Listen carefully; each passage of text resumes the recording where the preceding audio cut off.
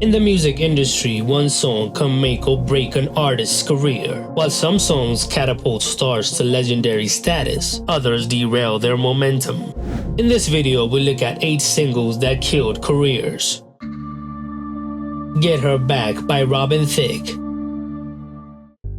After the massive success of Blurred Lines in 2013, Robin Thicke's career seemed unstoppable, even if the song got backlash for its misogynistic subject matter. However, Get Her Back, a single from his controversial album Paula, marked the beginning of his downfall. The song was a desperate attempt to win back his estranged wife, Paula Patton, after their high-profile breakup, reportedly because he cheated on her. The reason he made the song was clear, but the execution felt awkward and uncomfortable for the listeners. He promoted the song by performing it on award shows, which didn't really help. The music video, which featured text messages flashing on the screen, only made it more cringe. The song flopped, peaking at number 82 on the Billboard Hot 100 and coming off Blurred Lines.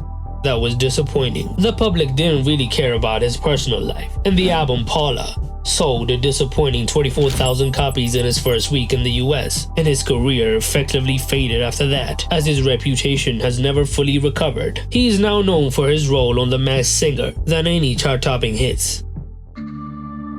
Woman's World by Katy Perry. Katy Perry's return to her bubblegum pop roots with Woman's World, released on July 11, 2024, was intended to spark excitement for her 7th studio album 143. However, the song turned into a huge misstep that has officially ended Katy's time as a chart topper. Fans had high hopes for a comeback after her lukewarm Smile era, but the single fell flat for multiple reasons. First, the involvement of Dr. Luke, who was embroiled in a sexual harassment case with Kesha, sparked controversy. It alienated a large portion of Katy's fan base. She defended working with him in an interview on Call Her Daddy, giving a politician answer, not really saying anything. I understand that it started a lot of conversations, and he was one of many collaborators that I collaborated with, but the reality is it comes from me. The truth is, I wrote these songs from my experience of my whole life going through this metamorphosis. And he was one of the people to help facilitate all that. One of the writers, one of the producers.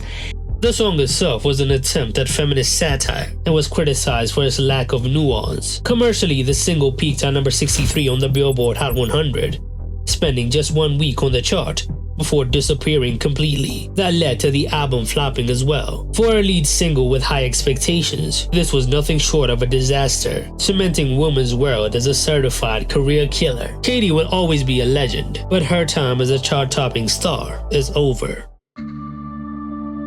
Hot Shower by Chance the Rapper.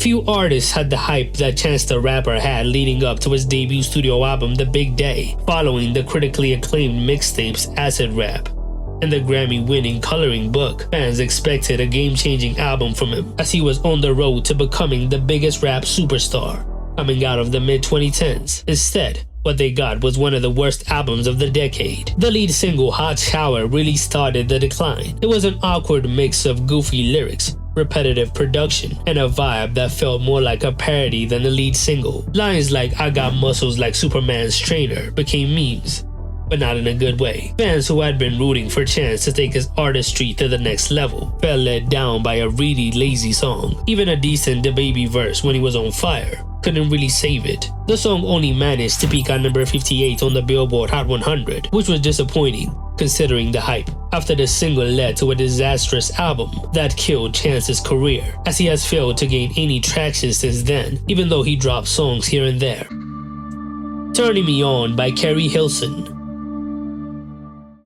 Keri Hilson was a rising star in the late 2000s, known for her songwriting skills and collaborations with big names like Timbaland. When she released Turning Me On featuring Lil Wayne, the song seemed like another step towards solidifying her pop and R&B dominance. It was catchy and charted respectably, peaking at number 15 on the Billboard Hot 100. However, controversy quickly overshadowed its success. A remix of the song included lyrics that many believed were subtle shots at Beyonce and Ciara, including lines like, "Your vision is cloudy if you think that you're the best. You can dance, you can sing, but you need to move it to the left." After that, The Beehive went on attack, not letting her get away with disrespecting their queen. The backlash was relentless. While Keri Hilson denied going at Beyoncé, the damage was done. Her promising career struggled to recover as she became a target of online hate. Her reputation never fully bounced back, and her music career faded into obscurity. Today, she has pivoted more into acting. She tried to make a comeback, but her beef with Beyoncé effectively killed her career, as her latest single was released way back in 2011.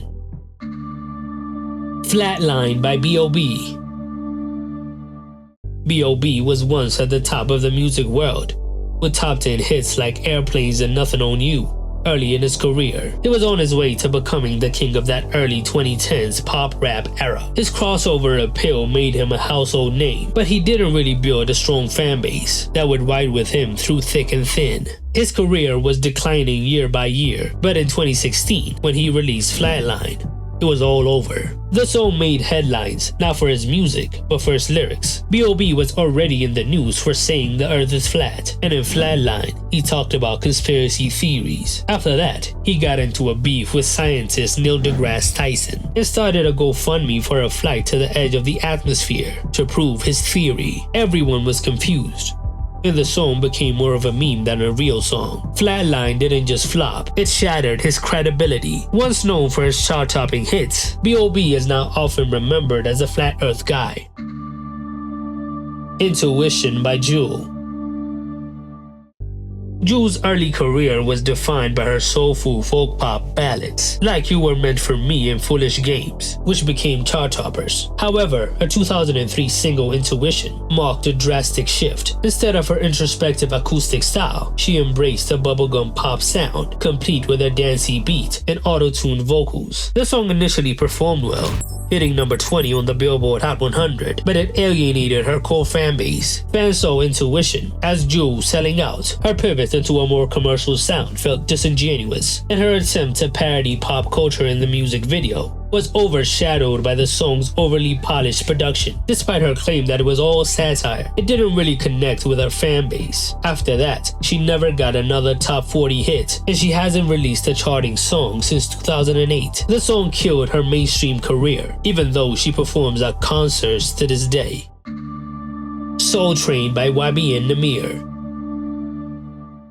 In 2021, YBN Nahmir released Soul Train, a single that became infamous for all the wrong reasons. The song was an attempt at blending R&B and melodic rap, but it was heavily mocked for his off-key vocals, and it quickly became a meme. Fans who had supported him during his rubbing off the pain days were confused by his radical departure from his gritty rap style. The song became a symbol of bad music on social media, and Soul Train was given the title of one of the worst songs of the year. What made it worse was his response. Instead of taking criticism in stride, he lashed out because he really thought he made a good song. I mean, I like the risk-taking, but it didn't really. Either way, the song torpedoed YBN Nahmir's career. While he continues to release music, his reputation hasn't recovered, and his career is on life support.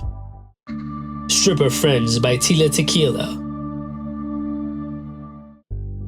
Tila Tequila rose to fame in the early 2000s as one of the first social media influencers. She rose to fame on MySpace, and like many influencers after her, music seemed like the easiest way to cash in, and her attempt to transition to a pop star with the single I Love You was semi-successful. Strippin Friends was the follow-up. It was supposed to be an edgy anthem, but instead, it came across as awkward and overly sexualized. The lyrics were shallow, and the production felt cheap, and the song was not really good, and it drove away people who were already skeptical she had any musical talents at all. It was hated and killed her music career before it even really started. In addition to that, her antics outside of music, including her reality TV shows and controversial public statements, overshadowed her music. After her fame in the 2000s, Tila kind of went crazy, as she is now ranting about conspiracy theories online. She doesn't look like she's in a good place.